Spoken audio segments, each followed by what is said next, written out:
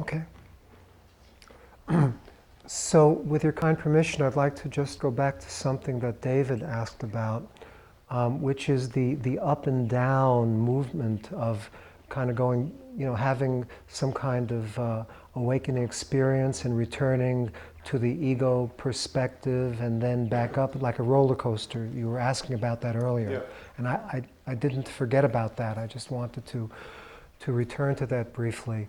That yes, in most cases, and Adyashanti has mentioned this many, many, many times in his talks and in his books, that for most people, there will be a kind of awakening and then kind of the ego returning to identification with ego returning. Identification with ego returning. He calls it abiding and non-abiding. Right. Right, exactly. Thank you.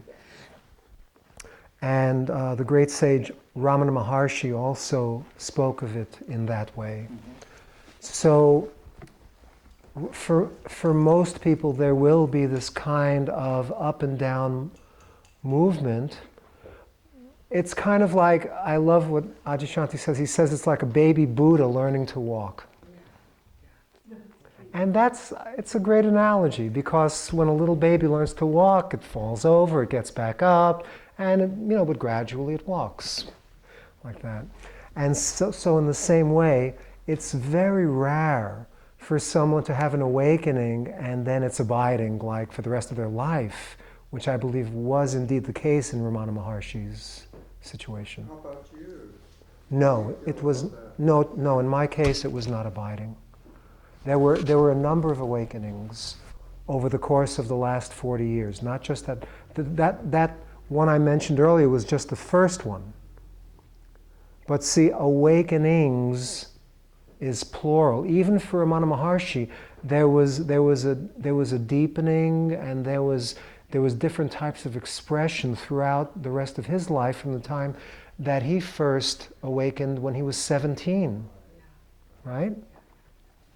So, but his was abiding. But there was a deepening. You see, because our true nature is infinite, with the infinite potential that we were discussing earlier, the expression, the way that the one absolute consciousness expresses through the body-mind system, that will kind of change and improve and enhance and unfold, just like a flower unfolding, the petals of a flower unfolding, like that. So there will be multiple awakenings, not just one, and one of the great kind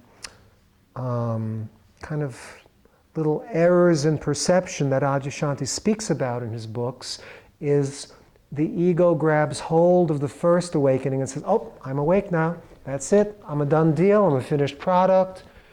Let's see, like, Like spiritual ego, was that it? Right, exactly." And so he calls it co-opting, the ego co-opting the awakening. So that fortunately here, there was no co-opting of the awakening for the simple reason that I had no earthly idea what happened at the time. See, in order for the ego to co-opt the awakening and go, I'm enlightened now, I'm so wonderful, better than everybody else, the reason that didn't happen here was because I had no previous experience of being a spiritual student and reading books and going, like, you see, you feel that? Yeah, I was just an ordinary college student, and so it was just back to business as usual, more or less after that, until I had my diploma in my back pocket.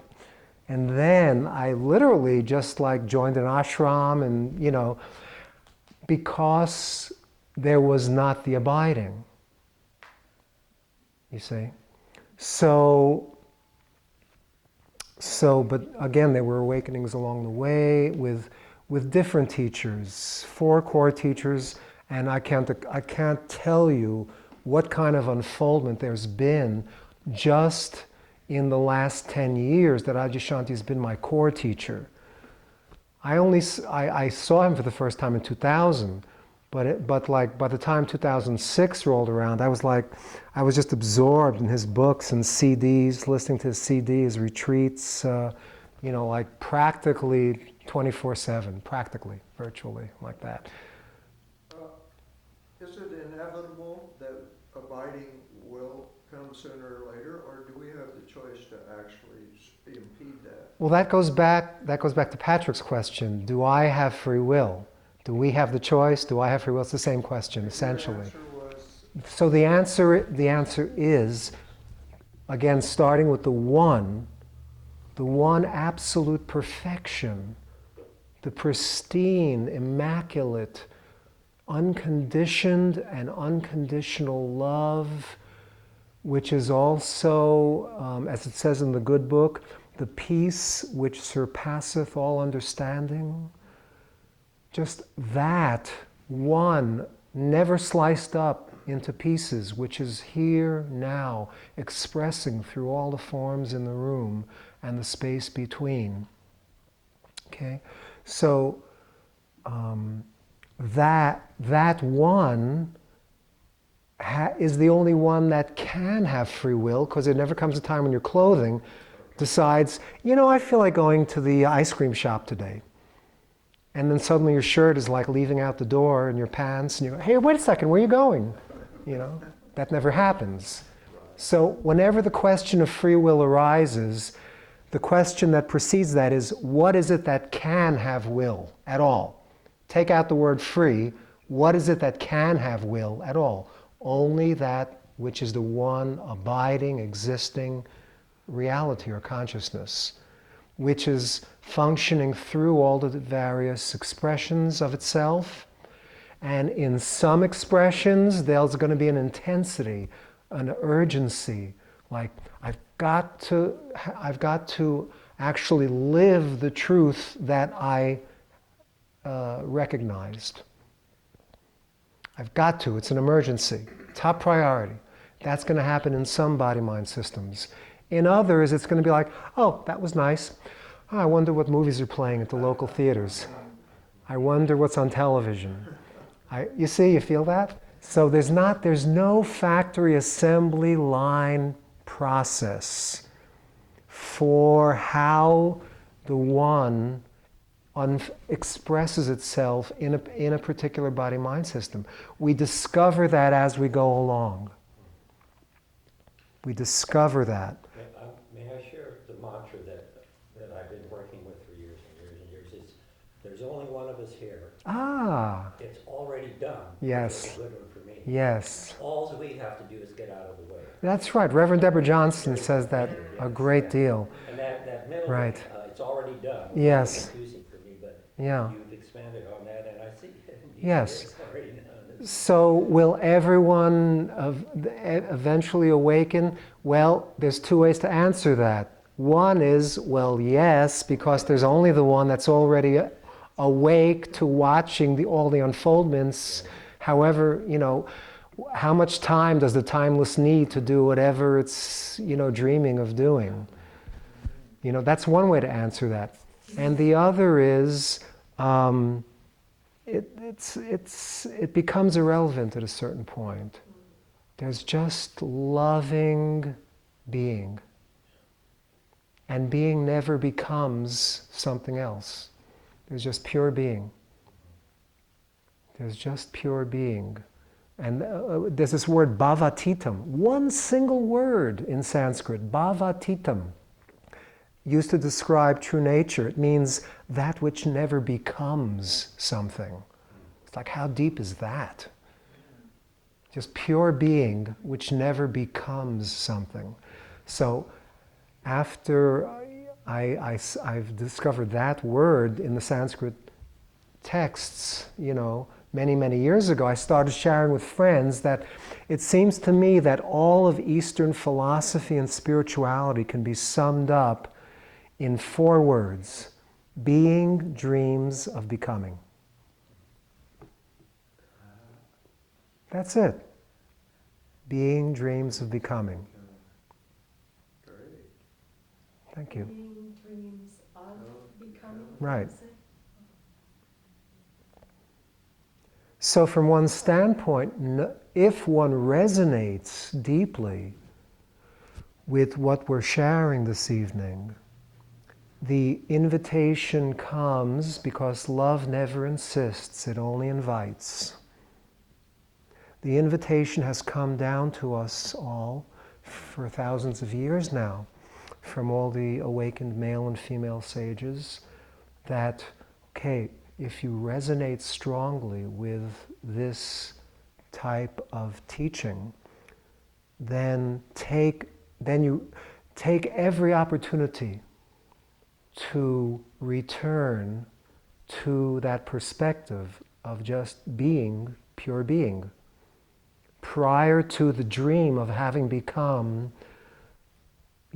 David, Patrick, Sajohn, Monique, etc., fill in the blank, like that. So being is literally getting everything out of the way. Something what Pat was suggesting is that I can be and I'm not doing. If the moment I become doing something, then I'm dropping into an ego projection, where if I'm just being, that means my thoughts are clear, there's nothing coming in. I'm absorbing, for instance, smelling a flower, or watching a river flow, or whatever. Does that resonate? Well, yes, doing happens spontaneously. Just like the dream, when the body goes to sleep at night, the dream unfolds spontaneously. You don't have to write down before you get into bed, okay, this is what I want to do in the dream. This is what I want to see happen in there. It just, the whole thing unfolds, doing happens. It unfolds spontaneously without prior arrangement. So in the same way, the most practical doings, brushing teeth, bathing, eating, preparing food, going to work, everything unfolds, all the doing unfolds without identifying oneself as like a deliberate doer of action. It just does. It unfolds. I did not prepare any of this ahead of time. Anything that you've heard this evening that I spoke, nothing was prepared ahead of time. You can ask Mary. Well, a lifetime of preparation. Yes. Oh, well. Many, many years. Really. So- I've been intrigued by the Zen Oxfording pictures. The last picture is back into the marketplace with gift bestowing hands. Right. Right back into the fray. Right. After you've gone up there and kissed God. Sure. You're right back, making a deal with the bookie down at the corner. You know Right. what I mean? Yeah, that's the last step, Right. which has always kind of intrigued me. It's like Yeah. all these years working to get out of it, only to end up right back in it. Well, because there's no reason not to anymore. A good one, yeah, that's right. There's no reason not to. That's right. That's the vow of the Bodhisattva too. Yeah. There's no reason not to. Matter of fact, conversely, there's much more of an inclination to be available to anyone who is suffering and feeling distressed by their identification with the body-mind system. It's causing them so much anguish and distress that they wish there was somebody they could get help from, to do some relief work, get some relief from, like that. So although I don't go door to door with my Bhagavad-Gitas under my arm like that, I do make myself available like that. So in the same way, there's a great inclination to be able to serve in any way whatsoever the greater global community and try to relieve suffering as much as possible, but not like I said, without this deliberate agenda to like go door to door.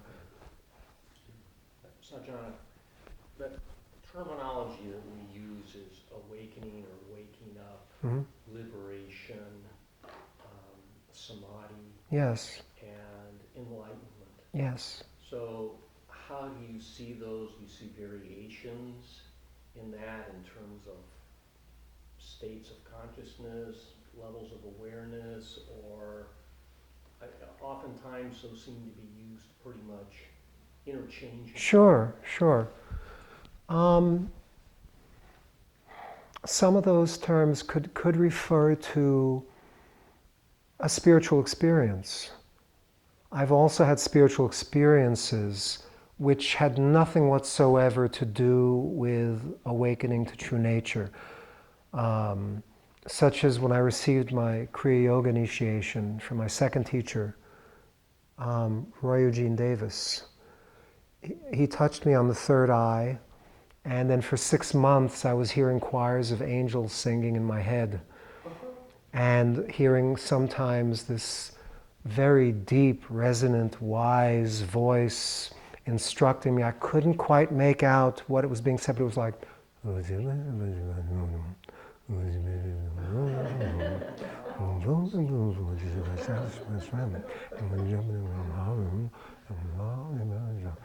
and I go, wow, what's that voice saying? And so when I went to Roy and asked him, I told him what was going on for me, and I said, should I be trying to pay very, very careful attention to that instructing voice that I hear within? He went, nah, just ignore that, it'll go away.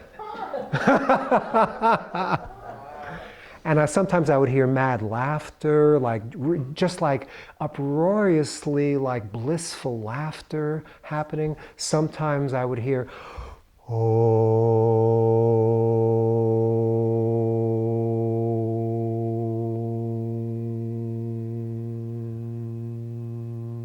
and it would just keep on going, and it wouldn't stop. Or sometimes different things. But anyway, or the sounds of the chakras, like the little tinkling, bell at worship time, or the wind rustling through trees in autumn, and the harp string or the veena string instrument, or the bumblebees humming, or the kettle drum beat, or the different sounds from the 7 chakras. And this went on for like 6 months. Had nothing to do with spiritual awakening, but it was like part of the ride, so to speak. So yes, so getting back to your question. So some of those, sometimes there could be spiritual experiences that are inspirational, which could assist one in along the way and give one encouragement, like, oh, right, I definitely know now beyond a shadow of a doubt that there's something more to life than just this, like that.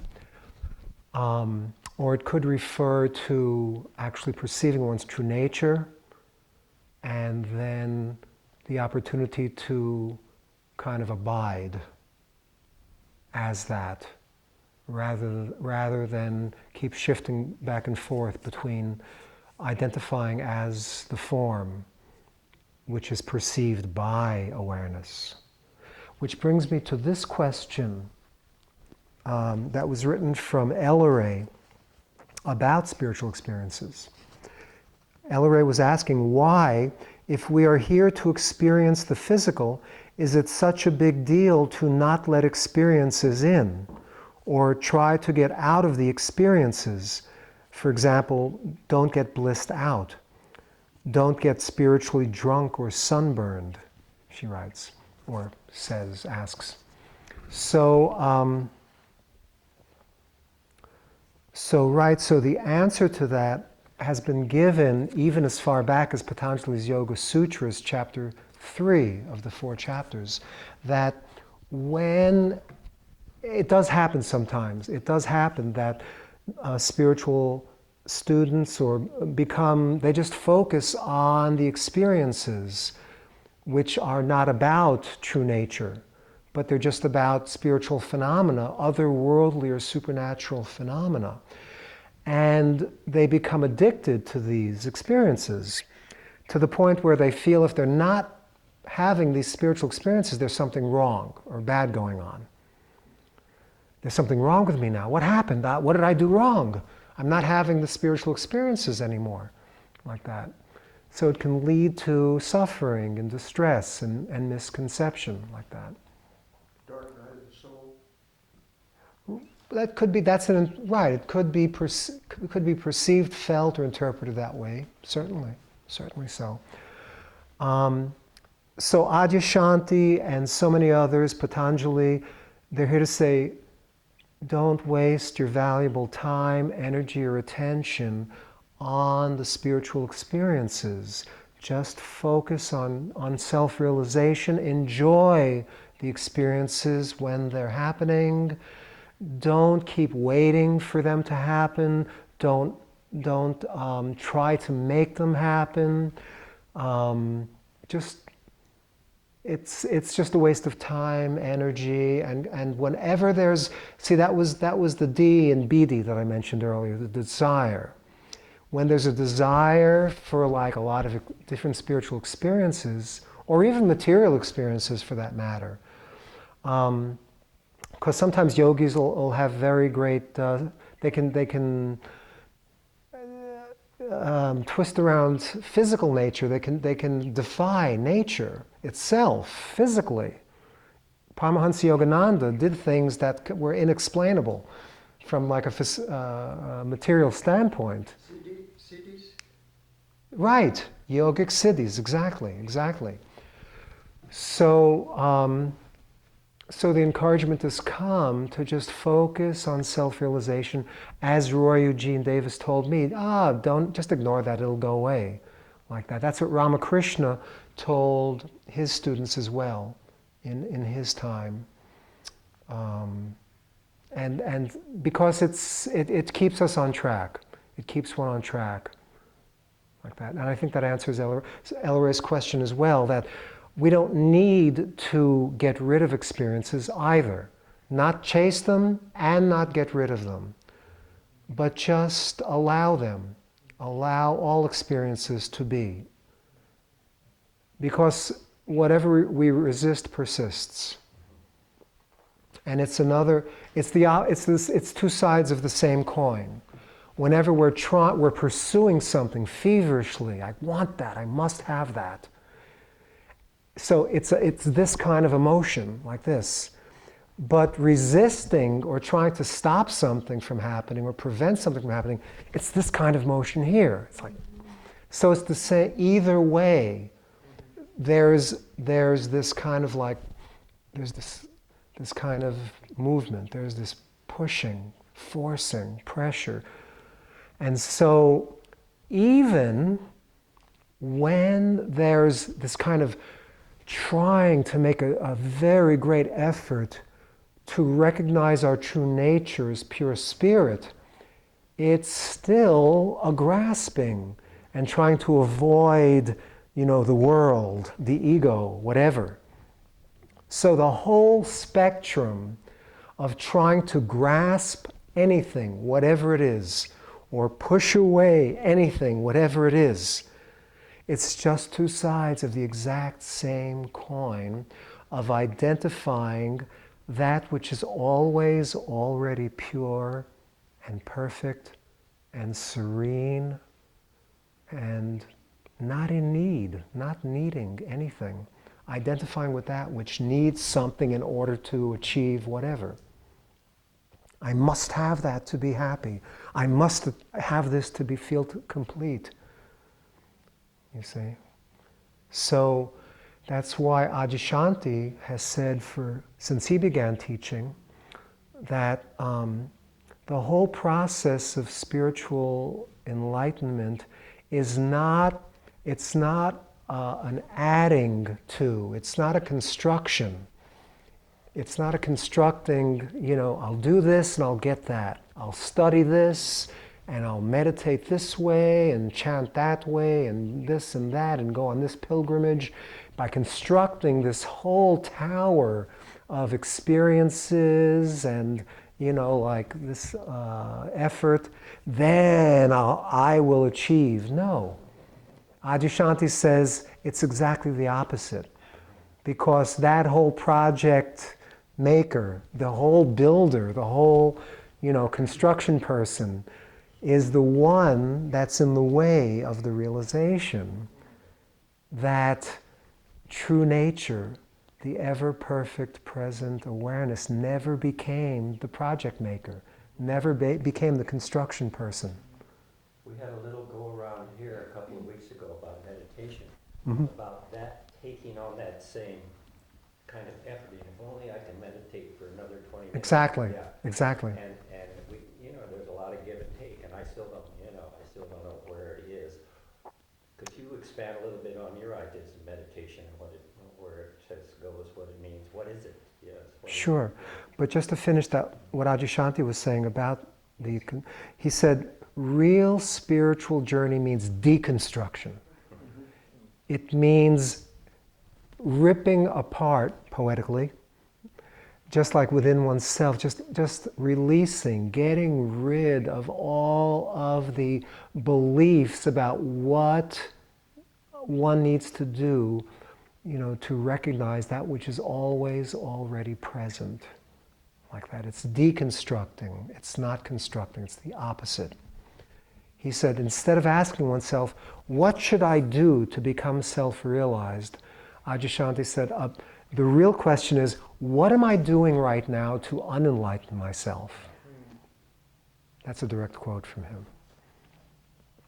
So, meditation. So, Adyashanti's done a whole book called True Meditation, which describes, and I've also presented his perspective on true meditation in my Bhagavad-Gita presentation, that instead of a doing, instead of trying to control anything whatsoever, I will control my thoughts in this way, and I will watch my breathing that way, and hold my body in such a way.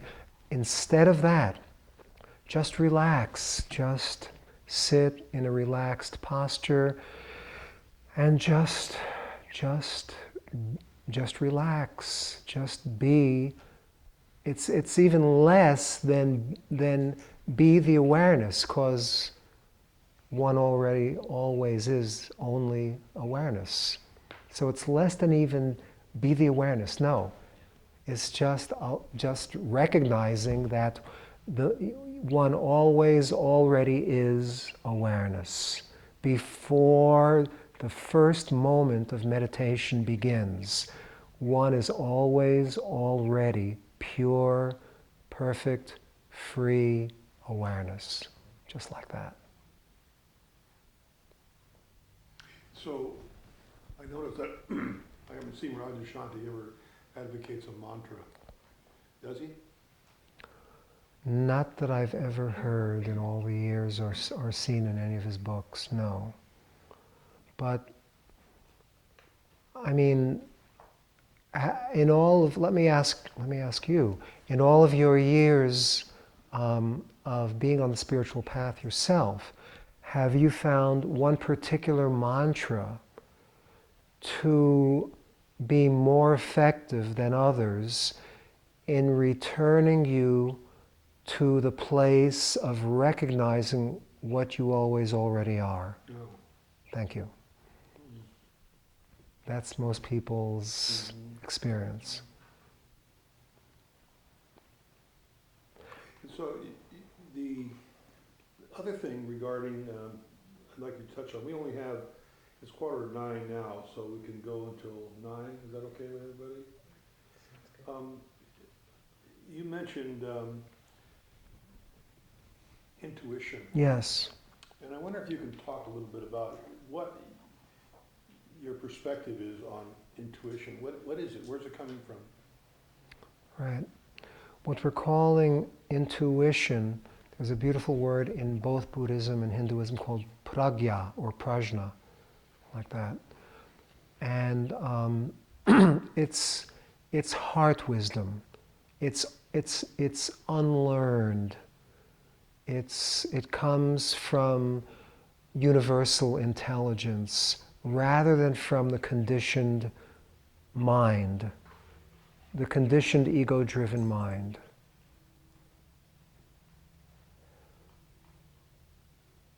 So it just arises. There have been examples of it throughout human history.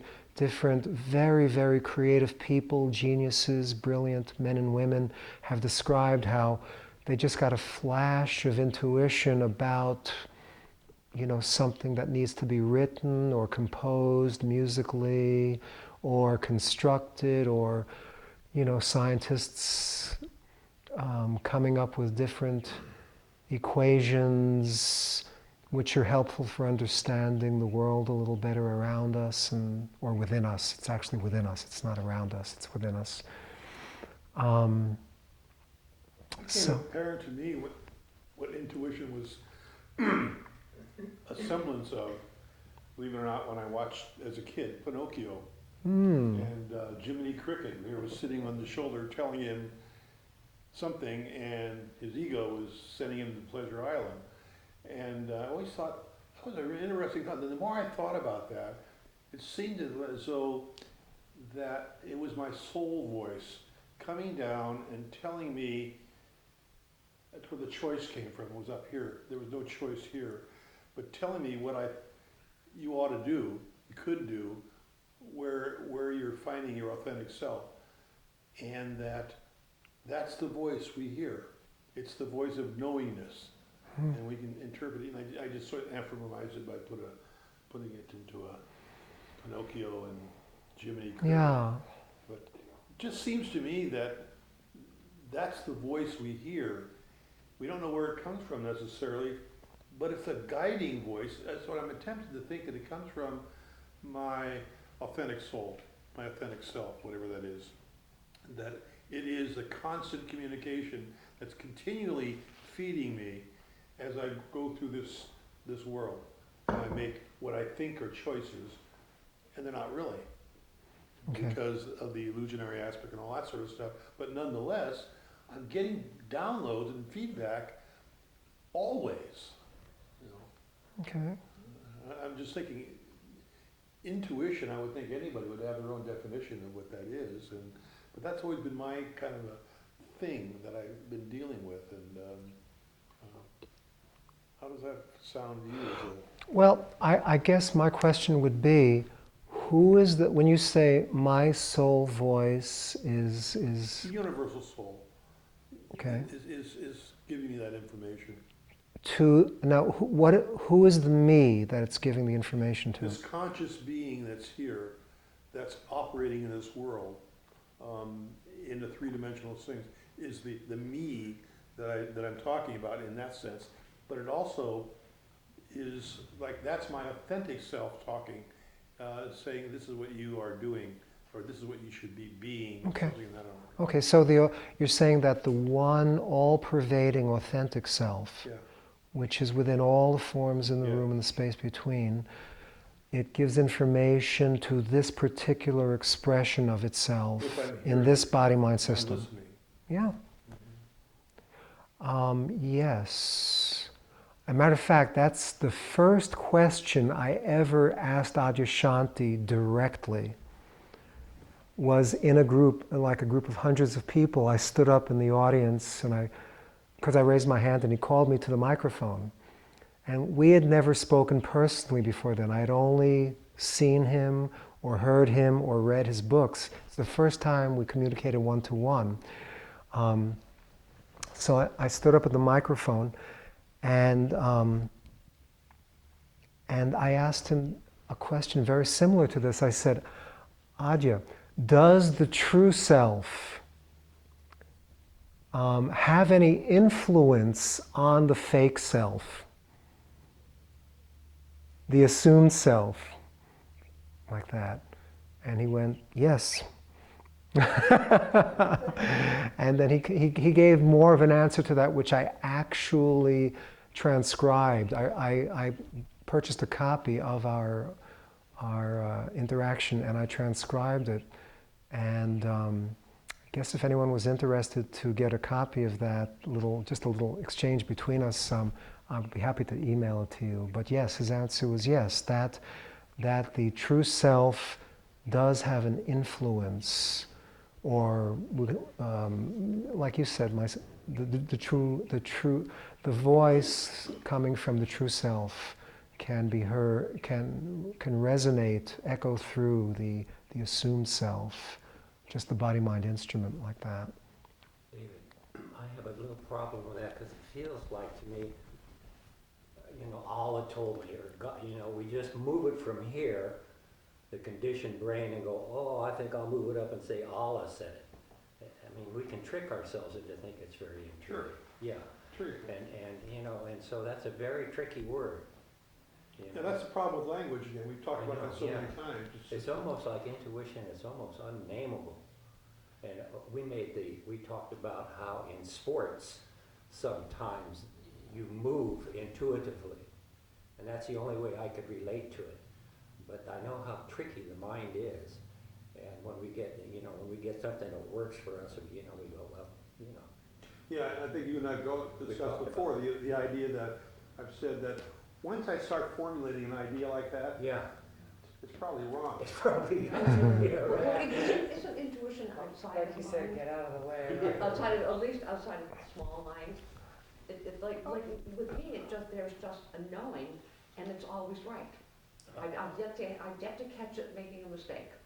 Okay, Yes. yeah, many The kind of intuition I was speaking about earlier, pure intuition from the universal intelligence, is certainly outside of the materially conditioned mind. Yes. As far as what you said to David, it feels like Allah told me. That's why I asked David, who is the me? What is this me that heard the voice from the true self? How are you defining that me? Because that makes all the difference in the world. And at the same time, that said, remember that Rumi also could say, well, Allah told me, but look what he did with what Allah told him. Okay, so it's not always, there has to be like the terrorist, Right. the Islamic terrorist who says, well, Allah told me I should be doing this. It could be the Rumis, the Hafizes, the Omar Khayyams, like that. You see? I do, yeah. There's never one factory assembly line perspective or approach or technique. There are so many ways to talk about everything when one has the openness to do so. So we've got about a little less than 5 minutes left in our group. Would you like to sort of summarize or wrap up or give some final thoughts on tonight? And Sure. please. Sure. So,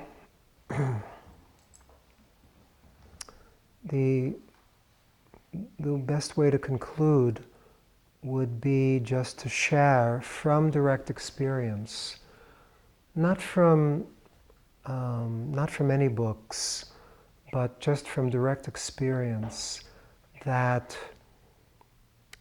anyone who makes self-realization a top priority and explores it from the standpoint of starting with being the truth, being the realization, like that.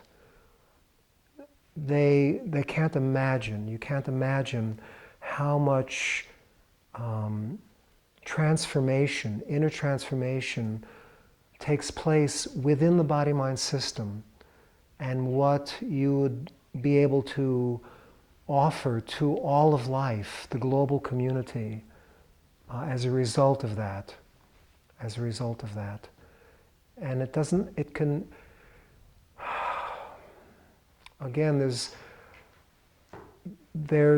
it's always going to be a relaxing into rather than a march forward.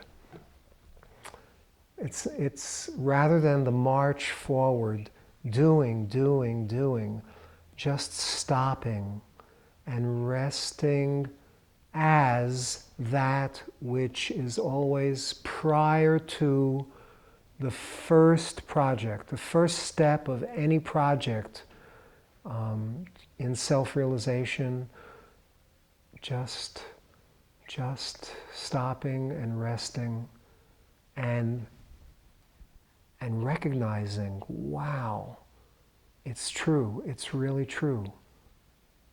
I am that pure awareness. Or as in the words, now a quote did come to me from St. Francis of Assisi, it just came in this moment, that St. Francis said that that which you are seeking is what is doing the seeking. And another quote just came from St. Augustine.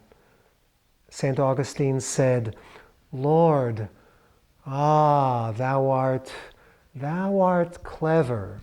All this time I am on this boat, sailing towards a particular destination. I was imagining that I was sailing towards thee at a particular destination.